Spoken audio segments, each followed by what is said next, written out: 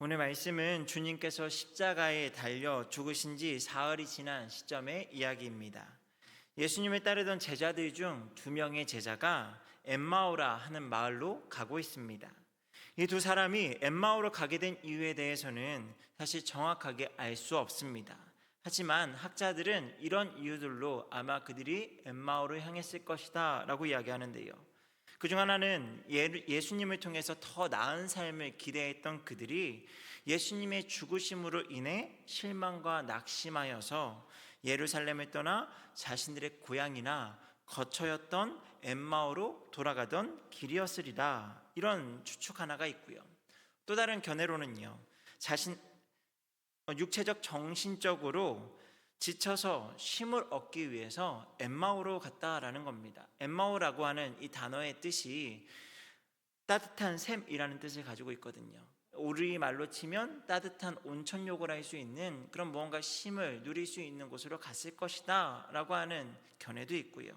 또 다른 해석으로는 예수님의 죽으심으로 인해서 구심점을 잃고 제자들이 사방으로 흩어지는 과정 가운데 특별한 목적 없이 그냥 그들이 그렇게 갔을 수도 있다라고 하는 견해들로 이렇게 다양하게 해석되어집니다. 그 이유는 아주 크게 중요하지 않다라고 볼 수 있는데, 어찌되었든 그들의 정서적 상황이 어떠했는지는 우리에게 분명하게 말해주고 있죠. 17절에 보니까요, 그들이 슬픈 빛을 띠더라 라고 하는 그들의 정서적인 상황이 어떠한지를 알려주고 있습니다. 크게 의지했던 예수님께서 돌아가셨으니 그들의 상실감은 말할 수 없이 컸으리라 여겨집니다.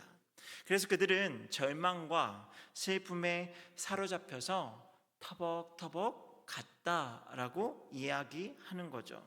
그래서 이 본문을 가지고 내러티브, 이야기 설교를 하는 한 목사님의 어떤 주예를 보면요, 이 엠마오라고 하는 곳이 예루살렘으로부터 이 서쪽 방향이다 보니까 보통 해는 서쪽으로 지잖아요. 그러니까 이 지는 볕을 향해서 그 석양이 이 가득 이게 내리쬐는 그 석양을 연상하면서 이 터벅터벅 그들의 인생의 하얀 길로 그들이 가고 있다.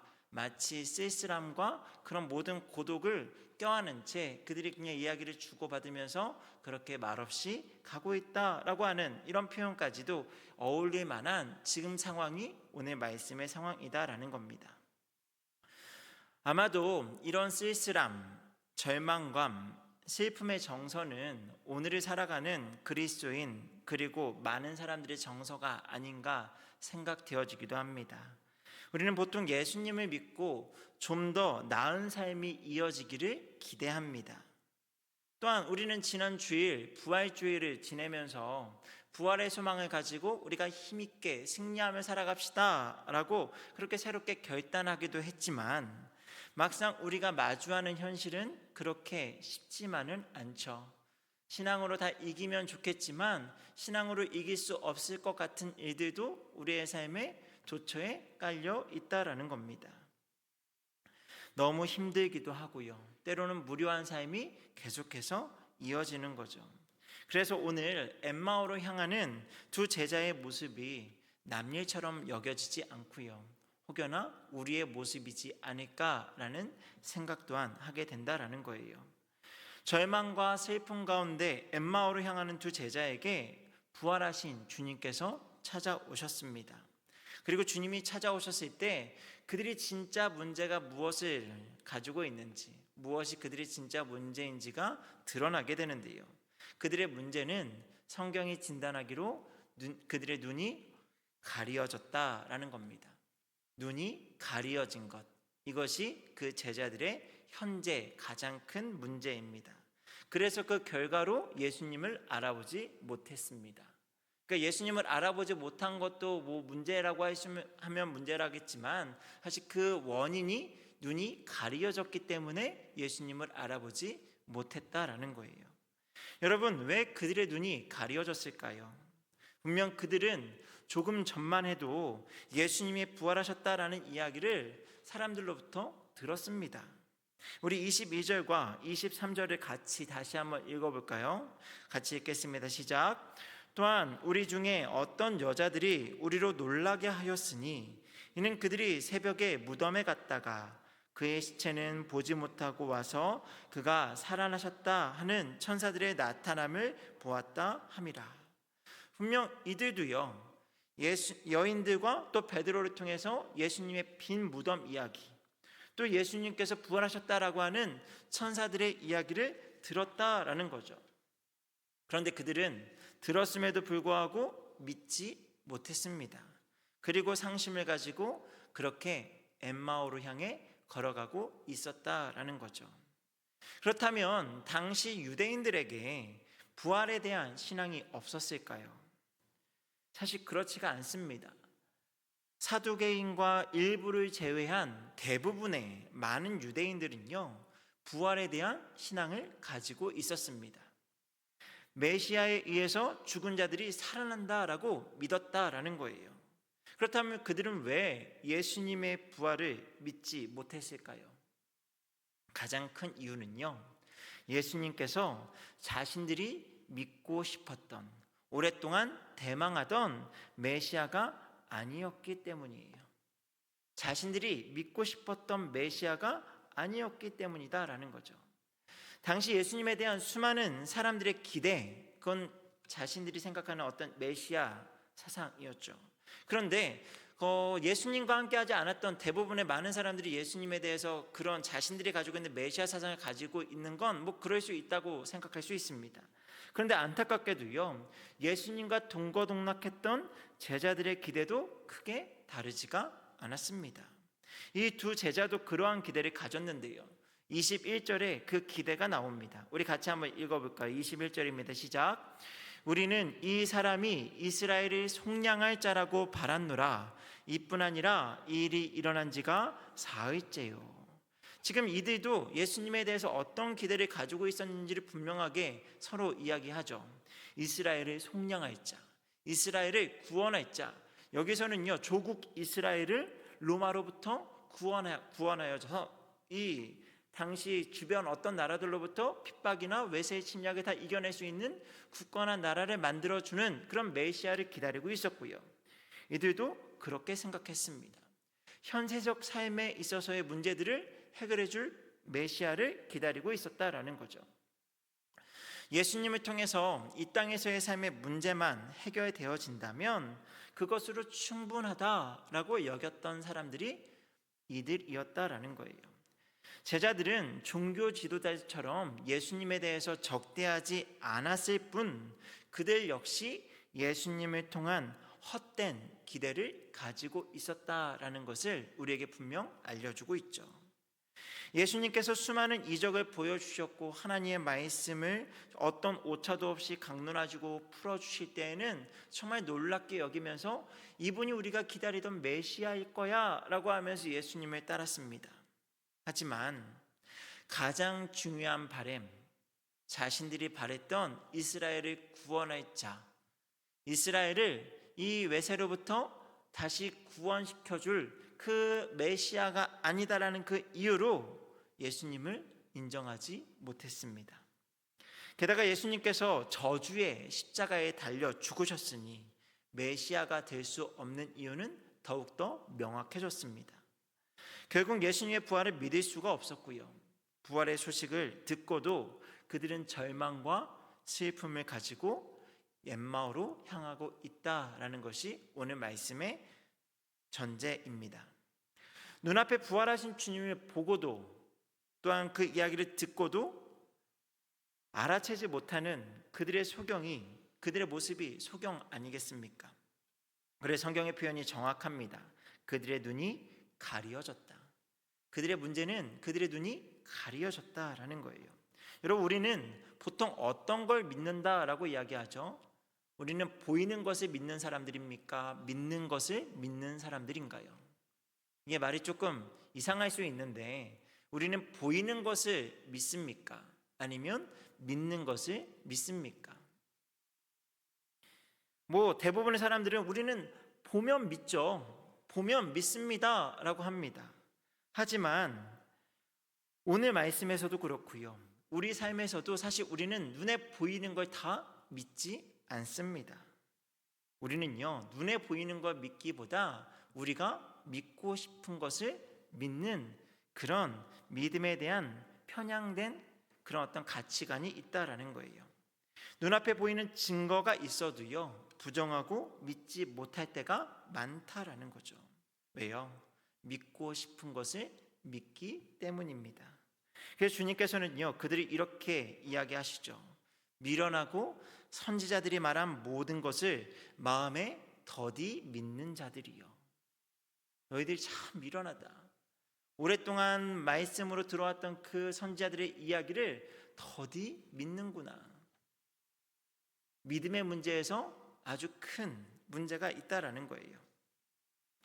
그런 문제 투성인 제자들이 뭐가 그렇게 좋으셨는지, 그럼에도 부활하신 주님께서는 그들을 찾아오셨고요.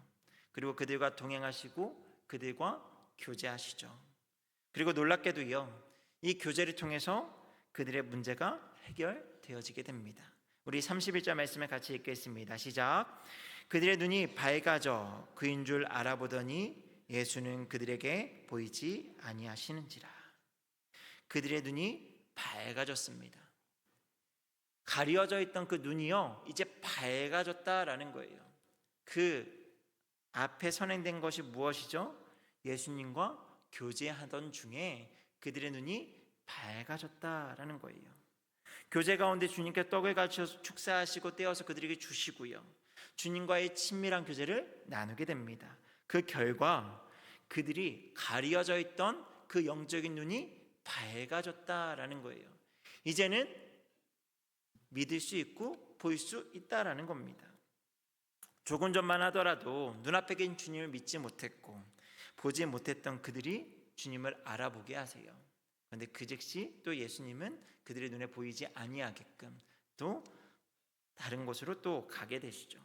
여러분, 영적 문제, 믿음의 문제가 주님과 교제하는 가운데 해결되어진다라는 것을 오늘 말씀은 분명하게 기록하고 있습니다. 부활하신 주님과 함께할 때 모든 영적인 문제가 해결된다라는 거예요.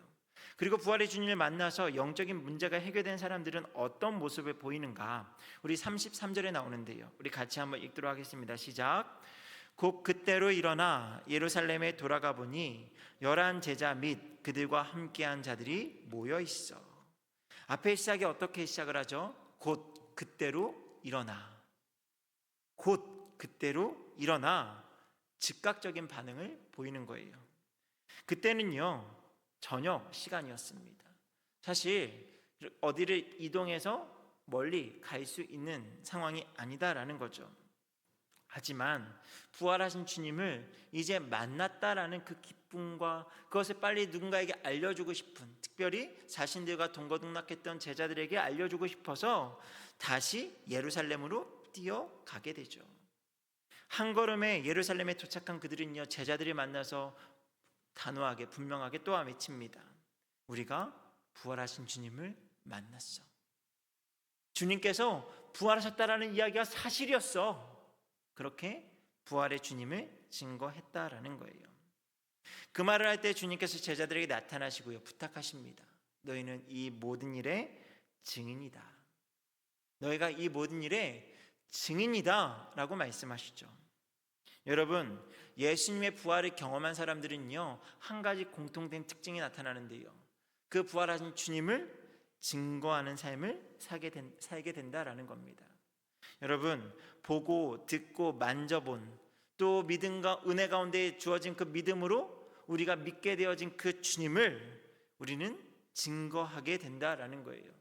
그래서 그러한 믿음의 역사를 경험했던 사람들이 어떤 모습을 보이는가 하면요, 사도행전 2장 31절에 이렇게 말씀을 합니다. 이 예수를 하나님이 살리신지라 우리가 다 이 일의 증인이로다.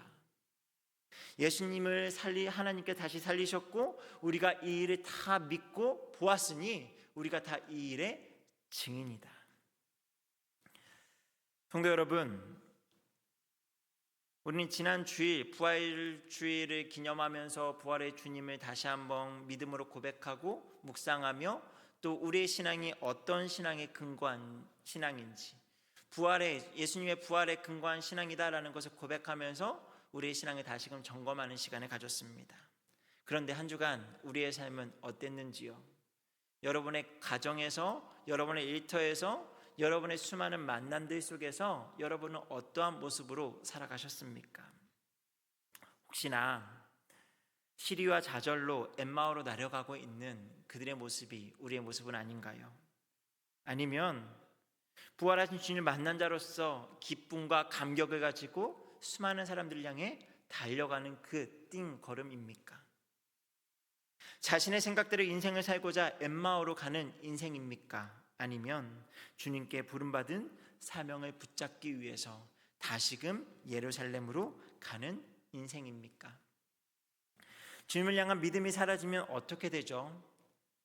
아주 자연스럽게요, 교회를 향한 발걸음이 뜸해지게 됩니다. 마치 예수님과 함께 할 때에는 예수님이 계신 어디든, 또 그렇게 제자들이 함께 모여서 교회라는 이름은 아직 없지만 예수님을 함께 따르는 제자들의 공동체, 믿음의 사람들의 공동체, 교회라고 할 수 있는 그곳에 모여있던 사람들이 그 믿음이 약해지고 그 믿음을 저버리게 되니까 엠마오를 향했던 것처럼 교회를 향한 발걸음이 뜸해지게 되죠.